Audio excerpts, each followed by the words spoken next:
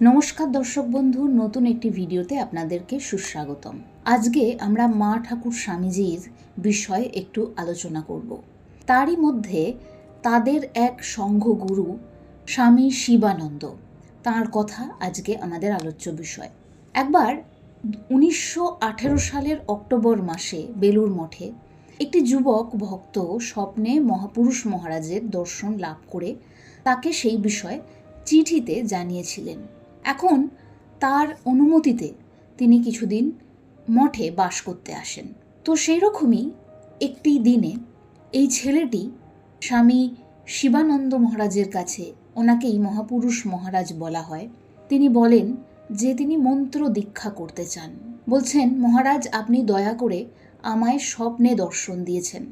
আমার প্রাণের ঐকান্তিক ইচ্ছা যে আপনি কৃপা করে আমায় দীক্ষা দিন। ইহা বলতে বলতে ভক্তটি অশ্রুপূর্ণ লোচনে মহাপুরুষজির পদযুগল ধারণ করল। তার আগ্রহ দেখে স্বামী শিবানন্দ মহারাজ বললেন, বাবা আমি আন্তরিক আশীর্বাদ করছি, ঠাকুরের শ্রী পাদপদ্মে তোমার ভক্তি, বিশ্বাস, প্রেম দিনে দিনে খুব বর্ধিত হোক।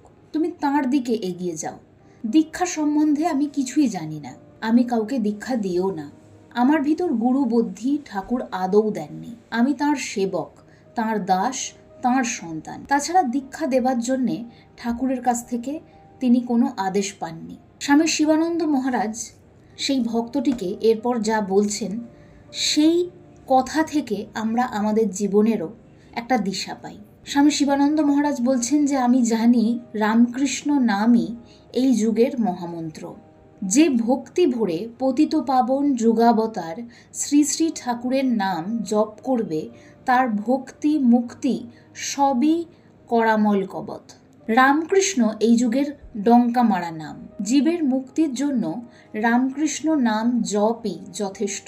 আর কোনো দীক্ষার প্রয়োজন আছে বলে তো আমার মনে হয় না। যে কায় মনোবাক্যে শ্রী রামকৃষ্ণের আশ্রয় নেবে, তার নাম জপ করবে, সেই মুক্ত হয়ে যাবে, তাতে বিন্দুমাত্র সন্দেহ নেই। যিনি রাম, যিনি কৃষ্ণ, তিনি এই যুগে শ্রী রামকৃষ্ণ রূপে আবির্ভূত হয়েছেন জীবকে মুক্তি দেবার জন্য। তখন ভক্ত পুনরায় প্রশ্ন করছেন, ঠাকুরের নাম তো যতটা পারি জপ করি, তার কাছে প্রার্থনাও করছি, তিনি যে যুগাবতার ভগবান তাতেও আমার পূর্ণ বিশ্বাস আছে।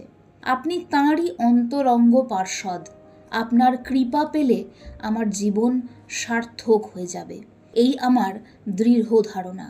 মহাপুরুষজি তাতে উত্তর করছেন, আমার তো কৃপা আছেই, নইলে এত বলছি কেন? খুব প্রার্থনা করছি বাবা, তোমার কল্যাণ হোক। তাঁর দয়ায়, তাঁর অবতারত্বে যখন পূর্ণ বিশ্বাস হয়েছে, তখন আর কোনো ভাবনা নেই। আমরা মনে করি যে আমরা ঈশ্বরকে স্মরণ করছি, তাঁকে ডাকছি, এটা খুব সাধারণ ঘটনা। আসলে সেই ঈশ্বরের দয়াতেই, তার অবতারত্বে আমাদের মধ্যে বিশ্বাস জন্মায়। তাই তো মহাপুরুষজি বললেন যে তাঁর দয়ায়, তাঁর অবতারত্বে যখন পূর্ণ বিশ্বাস হয়েছে, তিনি দয়া করছেন বলেই তাঁর এই অবতার তত্ত্বে আমাদের বিশ্বাসটা জন্মাচ্ছে।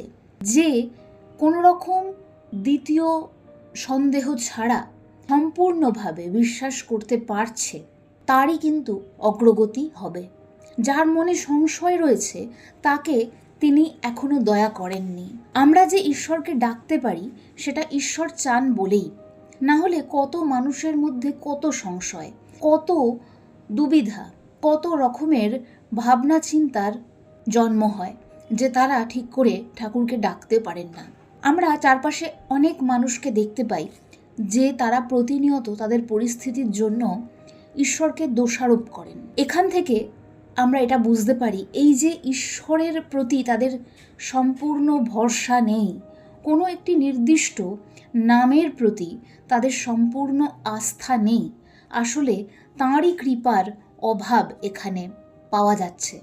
আরেকটি অত্যন্ত আধ্যাত্মিক গুরুত্বপূর্ণ কথা আছে।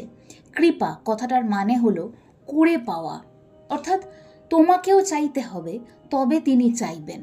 কেউ যদি এক মনে অনেক বাধা বিপত্তি আসার সত্ত্বেও এটা মনে করে নেন যে আমি রামকৃষ্ণ নাম জপ করবই, বা আমরা যারা যে ইষ্টের নাম করতে পছন্দ করি তার নাম জপ করবই।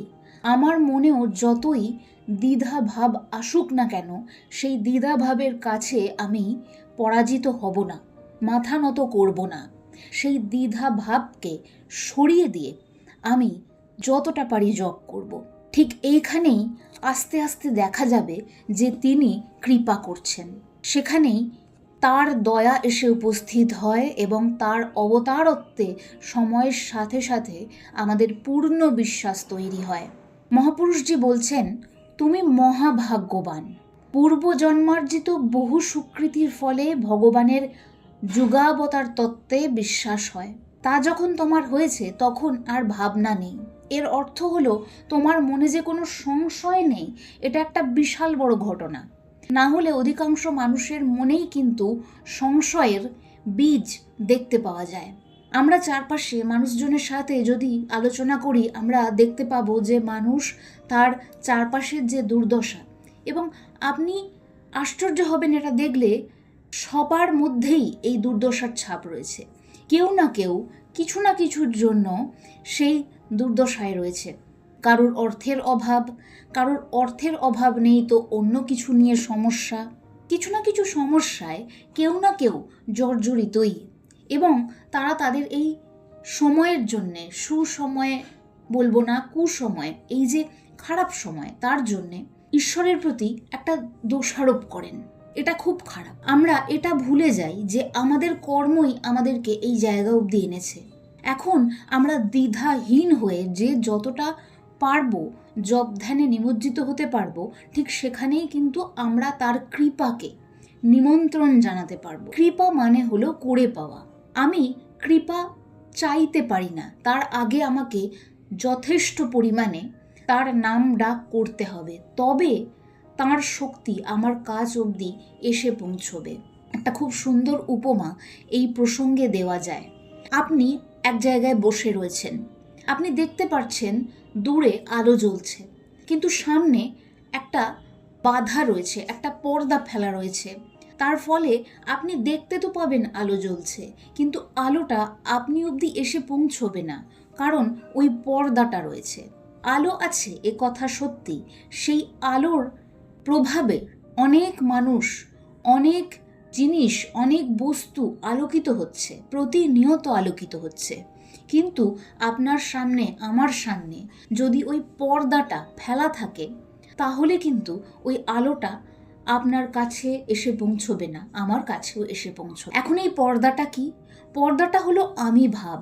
আমি ভাব আছে বলেই আমার মধ্যে দ্বিধা রয়েছে। আমি প্রশ্ন তোলার দুঃসাহস দেখাতে পারছি।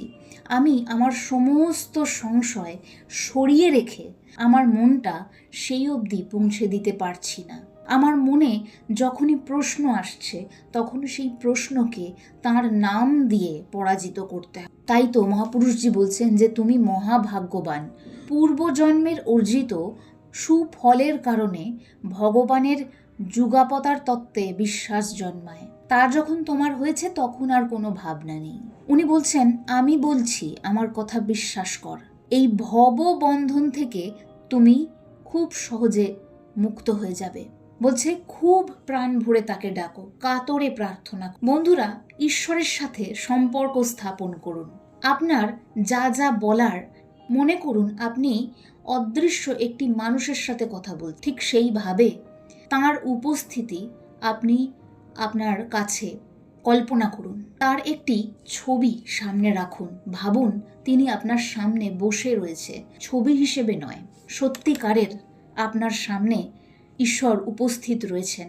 এবার তাকে ডাকুন, আপনার মনের কথা খুলে বলুন তাকে, কাতরে প্রার্থনা করো। তিনি বলছেন তিনি তোমার ওই বিশ্বাস আরও পাকা করে দেবেন, কিন্তু আপনাকে ওই বিশ্বাস করাটা শুরু করতে হবে। ভক্তি বিশ্বাসে আমাদের হৃদয় তবেই পরিপূর্ণ হয়ে যাবে। একটা খুব সুন্দর বিষয় আছে যে পুরুষার্থ এবং শরণাগতি। পুরুষার্থ হলো আমরা কতটা সেই বিষয়টাকে চাইছি এবং সেটাকে চেয়ে আমরা কতটা পরিশ্রম করতে পারছি। তবে ঈশ্বর দেখছেন যে হ্যাঁ, আমি সত্যিকারের বিষয়টি চাইছি এর ফলে তার শরণাগতি আসছে, অর্থাৎ আমিও করব, তিনিও করবেন, তবে সেখানে একটা সুন্দর বিষয় উপস্থিত হবে। সেই ভক্তটি মহাপুরুষজিকে প্রশ্ন করছেন, জপ কিভাবে করব, তার কি কোনো বিশেষ নিয়ম আছে? মহাপুরুষজি জপের ব্যাখ্যা করছেন, বলছেন প্রীতির সঙ্গে, অর্থাৎ ভালোবাসার সাথে, অন্তরের শুদ্ধ ভক্তির সাথে কোনো নামকে বারবার করতে থাকাই হলো জপ। তাই করবে এবং করতে করতে আনন্দ পাবে। জপের কোনো বিশেষ নিয়ম নেই, সব সময় চলতে ফিরতে, খেতে শুতে, শয়নে স্বপনে জাগরণে সর্বাবস্থায় জপ করা চলতে পারে। আসল জিনিস হলো প্রেম। যত প্রেম ভরে তার নাম করবে তত বেশি আনন্দের অনুভূতি হবে। তিনি অন্তর্যামী, তিনি দেখেন প্রাণ। প্রাণে ব্যাকুলতা এলে আর ব্যাকুল হয়ে তাকে ডাকলে সঙ্গে সঙ্গে তার ফল প্রত্যক্ষ করে। শিশু যেমন মা বাপের কাছে আবদার করে, ঠিক তেমনি করে তার কাছে কেঁদে কেঁদে বিশ্বাস, ভক্তি, প্রেম প্রার্থনা করে। তিনি জীবন্ত জাগ্রত দেবতা, পতিত পাবন, ভক্তিবৎসল প্রেমময় প্রভু। খুব তার নাম করে যাও, সর্বাবস্থায় যতটা পারো ততটা জপ তো করবেই, কিন্তু বিশেষ করে সকাল সন্ধ্যায় নিয়ম করে নির্দিষ্ট একই স্থানে বসে জপ ধ্যান করা খুব দরকার, তাই করো। আসলে নিয়মানুবর্তিতার সঙ্গে যখন আমরা জীবনের কোনো কাজ করি, এটা বোঝা যায় যে আমরা কাজটাকে গুরুত্ব দিচ্ছি এবং আমাদের মস্তিষ্ক, শরীর এই নিয়ম ব্যাপারটাকে খুব সহজে গ্রহণ করতে পারে।